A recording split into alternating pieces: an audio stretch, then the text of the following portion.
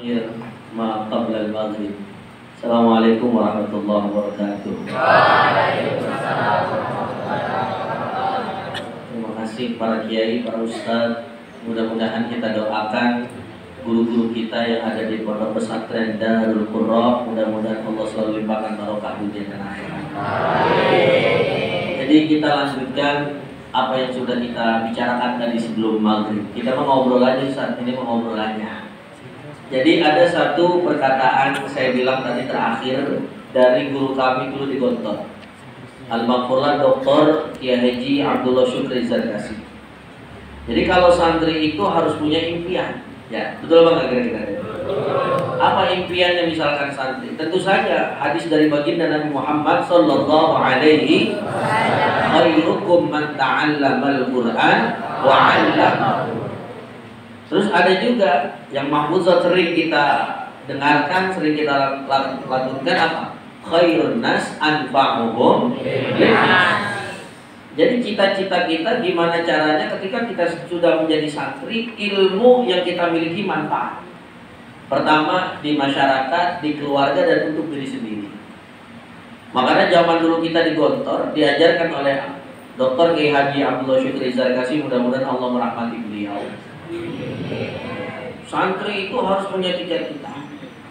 Misalkan siapa? Ada siapa namanya? Hah? Syafiq. Dari mana? Dari Korea. Korea sama Korea tetangga ya. Harus punya cita-cita. Syafiq cita-cita jadi apa?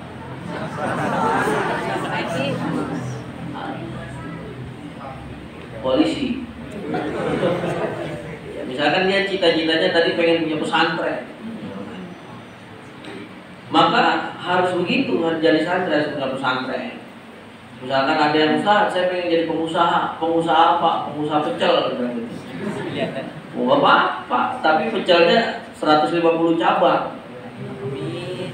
Amin ya Rabbal alamin. Di Kroya ada, di Maos ada, di Jakarta ada, di Jerman ada, di Inggris ada. Siapa tahu nanti Ustaz ceramah di Inggris kalau dia ngundang, bosan makan daging tiba-tiba ada pecel. Wah, pecelnya misalkan siapa namanya? Heru misalkan. Pecel Pak Heru Cilacap. Wah. Ya harus begitu. Santri itu harus punya apa? Harus punya cita-cita. Cita-cita tertinggi santri adalah manfaat untuk orang lain, ilmunya, amalnya. Gak apa-apa, antum semuanya misalkan gak harus jadi ustadz yang ada di TV, gak apa-apa. Yang penting masih manfaat di masyarakat, itu yang dinamakan khairun nas anfa'uhum linnas. Sama santriwati begitu. Apa cita-cita tertinggi santriwati? Ustaz, cita-cita tertinggi saya pengen jadi wanita solehah buat suami saya. Salah satu ciri-ciri istri solehah adalah ketika suaminya pengen anak 12, sami'na wa ata'na.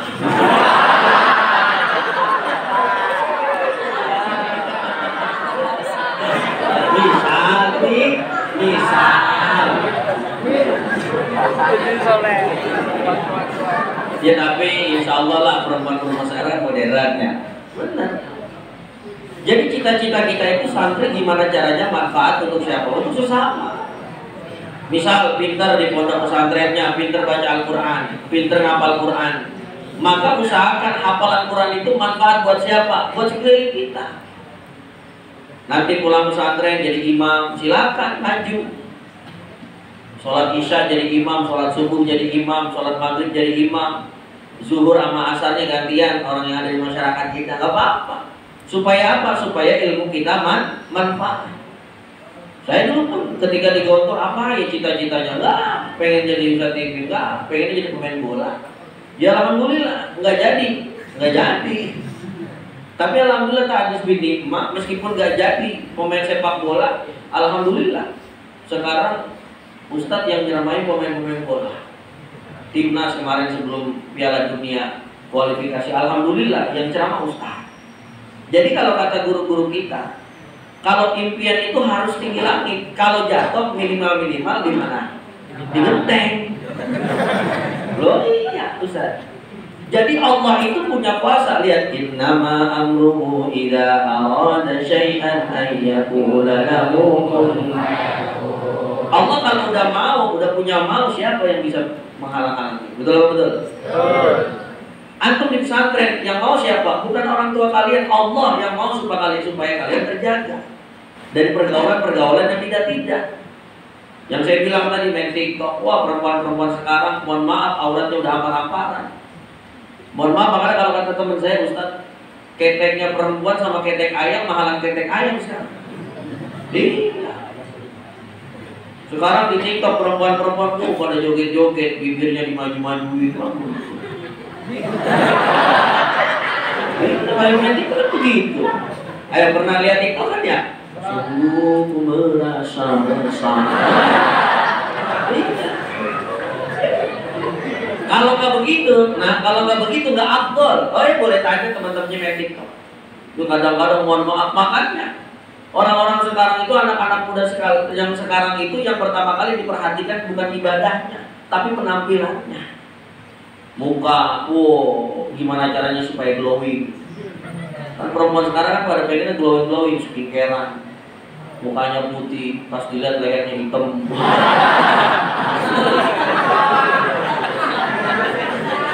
Tapi pikirnya penampilan doang, hatinya tidak diperbaiki. Betul. Misalnya enak baca Al-Quran. Saya bilang tadi kan cita-citanya harus seperti itu. Makanya cita-cita tertinggi gak usah lebar-lebar. Manfaat ilmu kita dunia dan akhirat.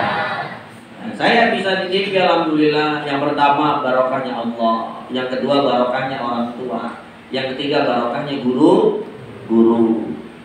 Ini 2019 saya nggak tahu lah, waktu itu yang ikut audisi itu hampir 3.500, tapi yang kepilih 30 orang. Jadi nggak banyak Ustaz, kepilihnya cuma 30 orang. Ya alhamdulillah, nggak tahu kenapa Indonesia pilih saya, padahal saya biasa-biasa aja. Muka nggak cakap-cakap amat, suara nggak bagus-bagus amat, ilmu biasa aja, kecil-kecilan aja. Ya tapi kalau Allah punya mau, siapa yang bisa menghalang-halangi? Betul. Dari 3.500, wah Allah mana cakep-cakep banget, pakaiannya dengkir-kurengkir macam-macam. Tapi saya pede aja, bismillah aja, betul nggak? Saya minta ridhonya orang tua, saya minta ridhonya istri, insya Allah berkah. Sebab apa? Ridho Allah fi ridhon wa suhtullah fi suhtil. Kalau orang tua sudah ridho, maka Allah ridho. Tapi sebaliknya, kalau orang tua marah berarti Allah. 2019 ikut audisi 3.500 orang, ditelepon 30 orang yang mau. Alhamdulillah. Makanya pas saya ditelepon itu saya lagi di stasiun, lagi pulang ceramah sendiri, nenteng bolu sendiri, nenteng pisang sendiri, mana sendal udah mau copot. Telepon katanya, wah ini telepon dari Indonesia katanya, oh iya benar. Ternyata pas saya sampai rumah, bener saya lagi tidur, sengaja tuh saya tidur, HP saya samping saya biar bunyi. Ya namanya orang Arab juga kan, gimana ya. Ternyata pas ditelepon, alhamdulillah. Makanya pertama kali ketika ditelepon, yang saya samperin yang pertama adalah ibu saya. Ibu saya nangis depan ibu saya. Sebab apa? Saya yakin doanya seorang ibu itu bisa menembus arsy Allah Subhanahu wa Ta'ala. Makanya dikatakan wa qada rabbuka alla ta'budu illa iyyahu wa bil walidaini ihsana. Udah, akhirnya nangis di ibu, baru nangis ke istri. Kenapa nangis? Kirain ketabrakan juga. Lolos Indonesia, alhamdulillah lolos Indonesia dari 30 naik lagi, alhamdulillah berhenti di 5 besar, alhamdulillah. Ya, karena waktu itu kan pakai SMS, saya nggak punya duit. Kan kalau ini pakai duit juga itu.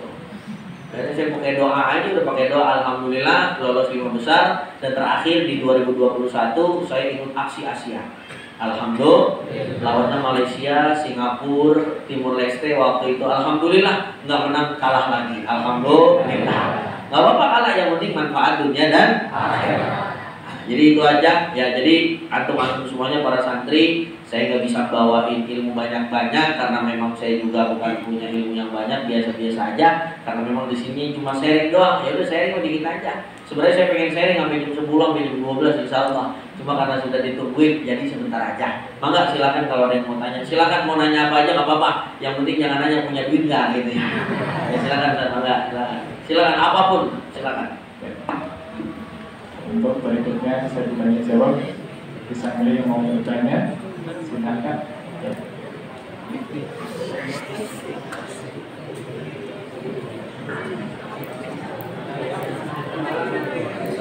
Bismillahirrahmanirrahim. Assalamualaikum warahmatullahi wabarakatuh. Abang, saya mau bertanya, bagaimana cara tips agar seorang saleh dapat bermanfaat bagi agama dan bangsa? Alhamdulillah, berarti masuk nih ya yang di ngomongin. Gimana caranya supaya manfaat buat agama dan bangsa? Jadi nunggu manfaatnya itu jangan pas tunggu lulus. Dimulai segala sesuatu itu ada proses step by step. Benar gak kira-kira? Step by step. Kamu kelas berapa sekarang? Nah, tiga apa? Hanya MTS. Jadi orang kalau manfaat buat agama dan bangsa itu jangan mulai dari yang besar, dari yang kecil dulu. Misalkan nanti liburan pulang di rumah, ya kan? Di masjid belum ada yang azan, kita datang pertama kali azan. Kalau bisa 5 menit sebelum azan kita udah duduk duluan, ya. Ngapain? Nyalain mic, nyalain toa, siap-siap nungguin azan. Beduk belum dipukul, kita pukul, kita yang pukul beduknya, ya kan? WC belum dibersihin, kita yang bersihin WC-nya. Sampai pintu masjid belum dibuka, kita yang buka masjidnya. Dimulai dari yang kecil. Nanti dari yang kecil itu maka akan timbul yang besar. Karena orang kalau pengen manfaat buat bangsa dan agama, mulailah dari kecil. Nanti pulang ke rumah ada tahlilan, ikut tahlilan. Mimpin cuma kata biar tawasulillah Abdul Nabi Mustafa Rasulillah sallallahu alaihi wasallam. Itu udah manfaat itu. Bener gak kira-kira? Jadi mulai dari yang kecil dulu. Nanti kalau udah lulus SMA, kuliah baru dan tuh kita mulai apa? Mulai merangkak. Nanti di dunia perkuliahan kalian kenal ini, kenal itu. Jadi nanti insya Allah sampai jadi orang yang besar. Gitu kira-kira. Berikutnya, silakan ke belakang.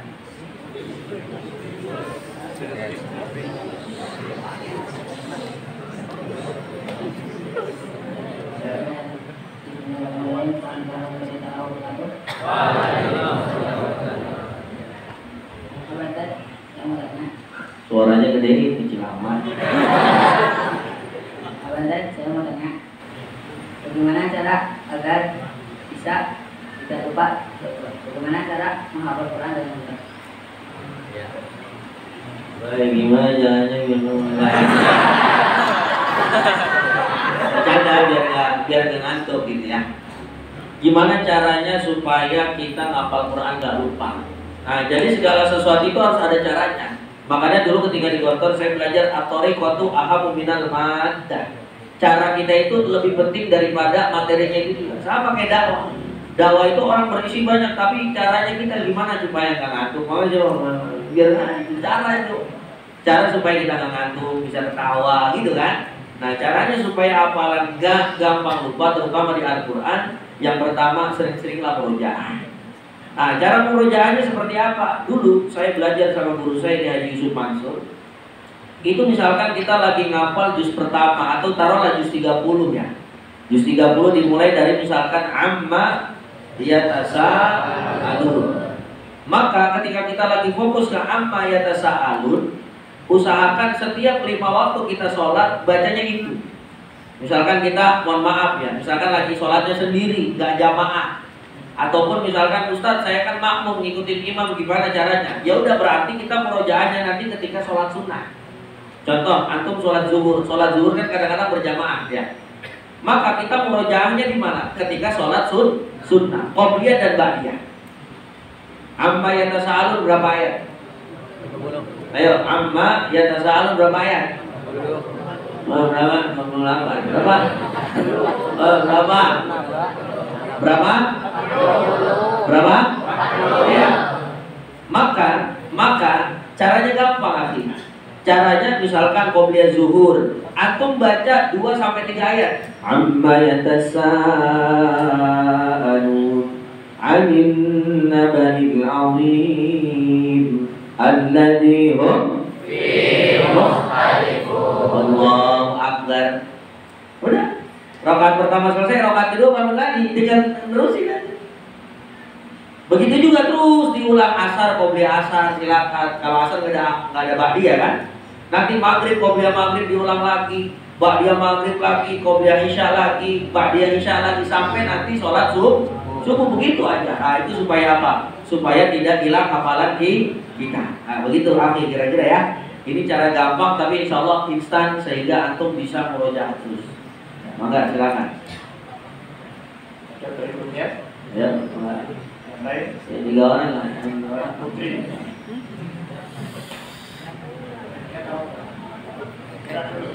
Silakan.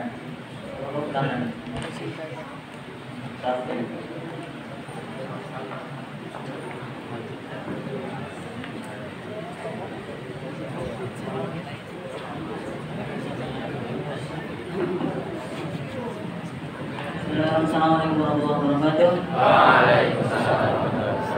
Saya dari kelas 5 PMI, saya mau tanya, apa sih resep yang dapat membuat insan itu lebih istiqomah dalam sebuah kebaikan?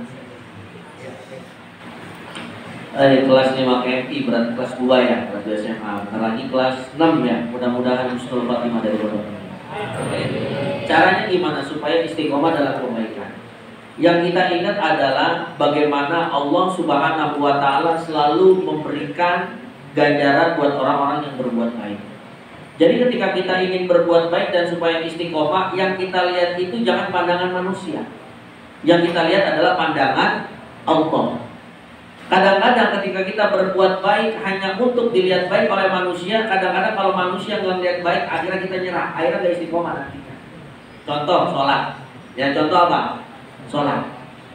Kalau sholat kita untuk Allah Subhanahu wa Ta'ala, dilihat orang atau nggak dilihat orang, maka insya Allah sholat kita akan jalan terus.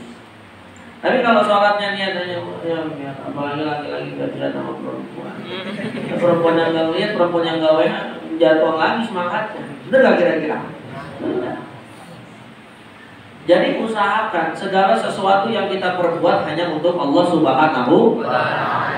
Seperti janji kita ketika lagi sholat, inna sholati wa nusuki wa mahyaya wa mamati lillahi rabbil alamin. Maka kalau sudah begitu di dalam hati kita, dipandang atau tidak dipandang oleh manusia, maka insya Allah perbuatan kita selalu istiqomah. Amin ya rabbal alamin. Kayak ngaji, kayak sedekah, dilihat atau enggak dilihat orang, kalau niat kita untuk lillah, wah aman udah. Terus sama satu lagi, perbanyaklah minta doa kepada Allah Subhanahu wa Ta'ala. Ada satu doa di dalam kitab Ratibul Haddad yang dikarang oleh Al-Habib Abdullah bin Ali Al-Haddad. Doanya bagus. Apa doanya? Allahumma hudna bittaqwa wal istiqamah wa a'idna min mujibatin nadamah. Nah, ini doanya bagus. Ayo coba ikutin. Allahumma hudna bittaqwa wal istiqamah wa a'idna min mujibatin nadamah. Nah, ini ada doa di Ratibul Haddad. Silakan nanti kalau misalkan antum pulang cari kitab Ratibul Haddad, itu ada di dalam kitabnya Al-Habib Abdullah bin Ali Al-Haddad. Allahumma hudna bittaqwa wal istiqamah wa a'idna min mujibatin nadamah. Jadi gitu ya. Ketika kita berbuat baik, tanamkan semuanya hanya untuk Allah Subhanahu wa Ta'ala. Nanti ujung-ujungnya dilihat atau enggak dilihat oleh manusia, jalan terus gitu ya. Maafin. Berikutnya untuk santri putri, mungkin ada yang mau tanya juga. Santri putri ada? Ada.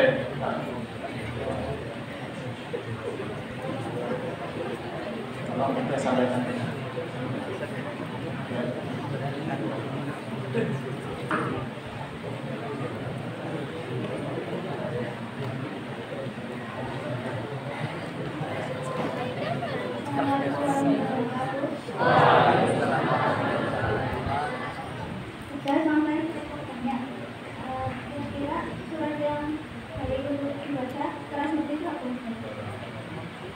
Ya baik, makasih. Jadi siapa namanya tadi? Armina. Kelas berapa? Kelas 3. Jadi surat apa yang baik untuk supaya? Oh, setelah ba'da sholat subuh ya. Ya. Ini ikhtilaf ya, banyak ulama-ulama berikhtilaf tentang surat apa. Tapi pada hakikatnya semua surat itu bagus ya. Betul. Mau baca apapun suratnya bagus, tapi saya pernah diijazahkan oleh guru saya, surat yang bagus dibaca ba'da sholat subuh itu surah Waqi'ah. Waqi'ah idza waqa'atil waqi'ah. Apa kata Rasulullah sallallahu alaihi wasallam? Siapa yang istiqomah membaca Waqi'ah ba'da sholat subuh, itu yang pertama, ketika dia punya hidup tidak akan pernah fakir. Fakir itu artinya jatuh miskin. Yang kedua, ketika dia sedang menuntut ilmu, maka ilmunya akan diberikan kemanfaatan. Nih, kalau kata guru saya, ini ngambil dari hadis Nabi Muhammad SAW. Ketika dia punya hidup, maka hidupnya akan selalu diberikan petunjuk oleh Allah Subhanahu wa Ta'ala. Jadi ba'da sholat subuh baca Waqi'ah, bagus tuh. Idza waqa'atil waqi'ah laisa liwaqa'atiha kadhibah khafidatur rafi'ah idza rujjatil ardu rajja wa bussatil jibalu bassa wa kanat haba'an munbassa. Baca itu ya. Nah, nanti misalkan habis sholat duha baca apa lagi Ustaz? Ar-Rahman tuh. Habis sholat duha baca apa? Ar-Rahman. Ba'da maghrib Yasin. Nanti ba'da isya menjelang kita tidur baca Tabarak al-Mulk. Tabarakalladzi biyadihil mulku wa huwa ala kulli syai'in qadir. Itu al-Mulk kalau kita baca sebelum kita tidur atau malam kita baca al-Mulk, yang pertama faedahnya kalau kata Rasulullah SAW, ketika nanti kita di alam kubur, maka alam kubur kita tidak akan pernah sempit. Yang kedua, malaikat akan selalu membersamai kita. Yang ketiga, insya Allah mudah-mudahan Allah selamatkan kita dari siksa kubur. Amin ya Rabbal. Nah, itu ya. Silakan. Jadi pada sholat subuh Waqi'ah, pada sholat duha Ar-Rahman, pada sholat maghrib Yasin, sebelum tidur kita baca Al-Mulk atau Tabarak. Insya Allah mudah-mudahan hidup kita selalu diberkahi oleh Allah Subhanahu wa Ta'ala. Amin ya Rabbal. Nah, silakan. Kalau ada lagi, alhamdulillah. Kalau nggak ada lagi, kita. Putri, masih ada? Silakan, dua lagi. Assalamualaikum warahmatullahi wabarakatuh. Sekarang saya mau tanya, pertama, ilmu yang bermanfaat itu ketika kita mengamalkan kepada orang lain. Bagaimana caranya biar ilmu itu bisa menancap ke diri orang yang kita amalkan ini? Siap. Gimana caranya supaya ilmu itu bermanfaat untuk orang lain dan selalu terpatri di hati orang lain? Begitu kira-kira ya. Maka ada satu hadis dari Rasulullah SAW. Ala inna fil jasadi mudghah. Fa idza saluhat saluhat jasadu kullu, fa idza fasadat jasadu kullu, ala wa hiyal qalbu. Jadi ketika kita ingin menyampaikan ilmu kepada orang lain atau supaya ilmu kita bermanfaat, maka ajarkan ilmu kalian yang pertama dari hati kalian. Karena segala sesuatu yang datangnya dari hati akan sampai kepada hati dan akan selalu terpatri di dalam hati. Contoh, ketika kalian ngajar Al-Quran, maka niatkan semua segala sesuatu hatinya untuk Allah. Jadi mulailah ketika kita mengajarkan ilmu kita dari hati, jangan dari yang lain. Saya mau ngajarin Quran supaya dipandang orang, jangan. Tapi gimana caranya hati kita ini, ya Rob, aku mengajarkan ilmu ini yang pertama hanya untuk engkau. Setelah hanya untuk engkau, maka semuanya kalau udah dimulai untuk Allah, insya Allah datangnya dari hati. Sebab apa? Segala sesuatu yang memang datangnya dari hati akan sampai ke dalam hati dan akan selalu diingat di dalam hati. Nah, kuncinya itu apa? Kuncinya adalah keikhlasan. Makanya pondok pesantren mengajarkan apa? Keikhlasan. Surah Yasin pun mengajarkan ittabi'u man la yas'alukum ajran wa hum muhtadun. Kalau semuanya segala sesuatu kita lakukan secara ikhlas, datangnya dari hati, maka jangan takut, hidayah Allah akan selalu terbuka buat kita.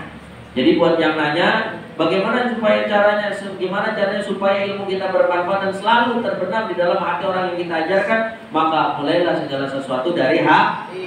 Hatinya harus ikhlas, hatinya harus bersih, hatinya harus segala sesuatu hanya untuk Allah Subhanahu wa Ta'ala. Masih ada? Cukup? Terakhir, silakan. Mohon maaf, mau tanya, bagaimana caranya hilangin grogi pas bicara di depan umum? Bener nih. Ini namanya ilmu public speaking ya.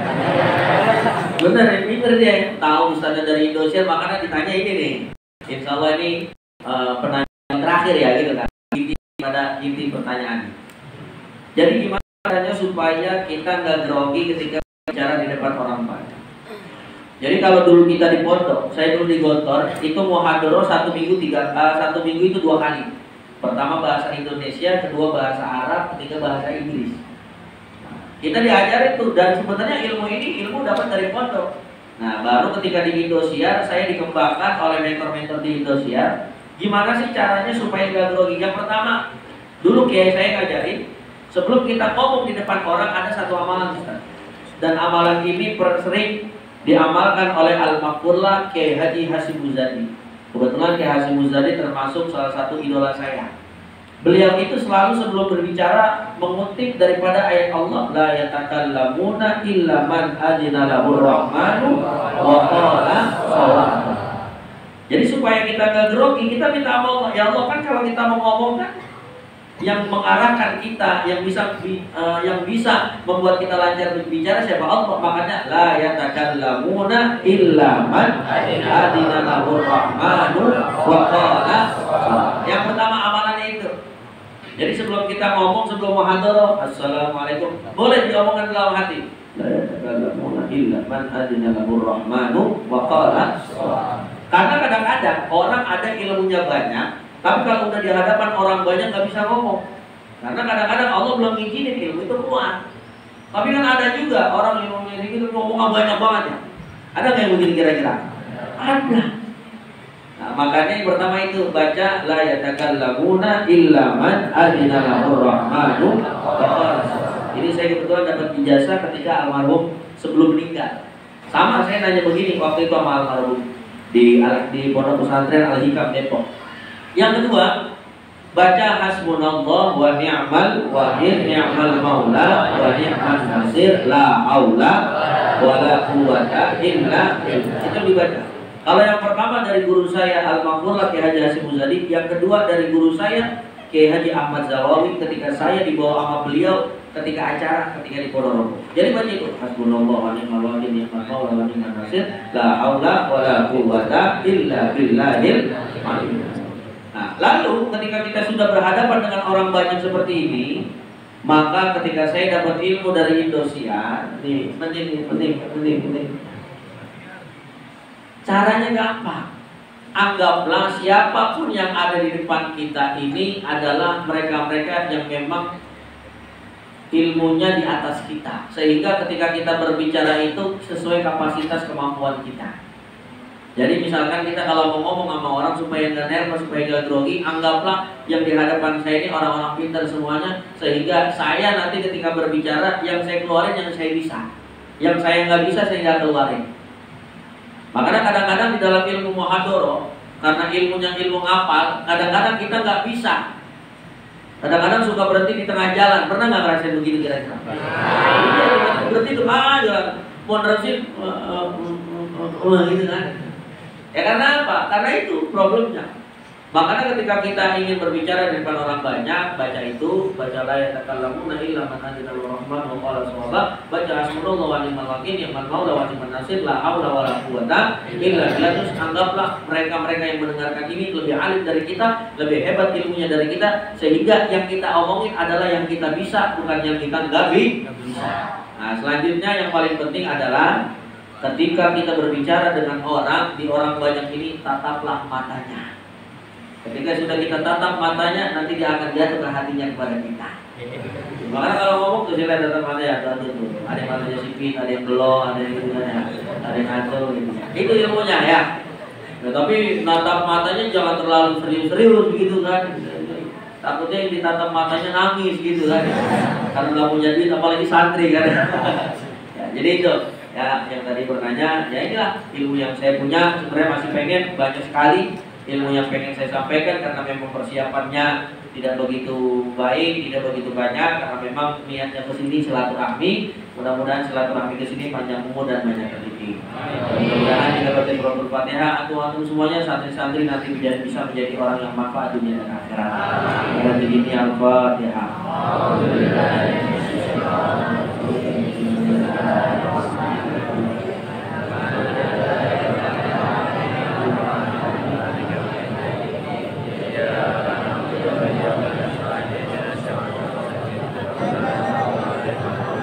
Astaghfirullah Rabbal baraya.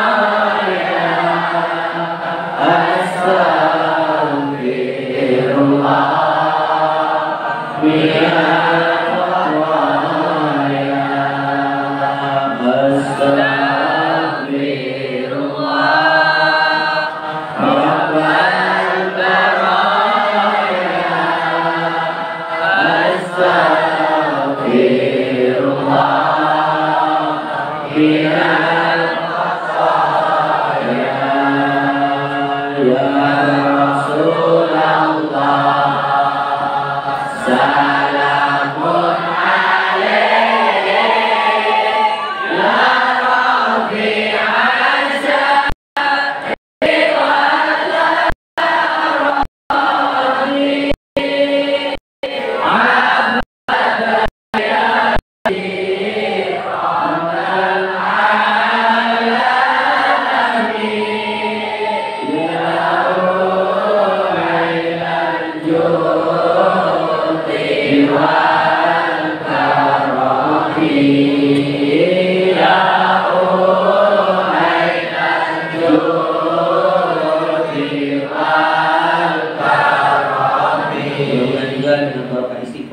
dengan barokah sholawat kita semuanya selamat dunia dan akhirat. Saya tidak bisa sampaikan, kalau banyak salahnya karena saya, kalau banyak lebihnya semata-mata datangnya dari Allah Subhanahu wa taala. Wallahul muwaffiq ila aqwamit thoriq. Assalamualaikum warahmatullahi wabarakatuh.